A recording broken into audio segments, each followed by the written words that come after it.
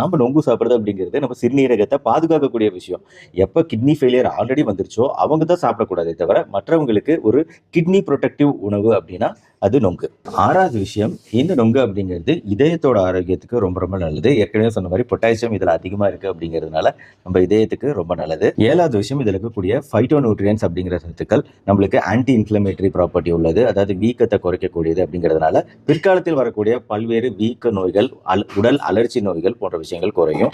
8வது, தோல் பிரச்சனை இருக்கவங்களும் சரும நோய் பிரச்சனை இருக்கவங்களும் இந்த நொங்கு சாப்பிடலாம். ஏன்னா இதுல இருக்கக்கூடிய சத்துக்கள் அப்படிங்கிறது சரும நோய் பிரச்சனைகளை குறைக்க வல்லது. ஸோ நொங்கோட இந்த 8 சூப்பர் நன்மைகள் இப்போ நம்ம பார்த்துட்டோம். அடுத்து கடைசியா நொங்கு சாப்பிட வேண்டிய முக்கியமான கட்டத்துக்கு வந்தாச்சு.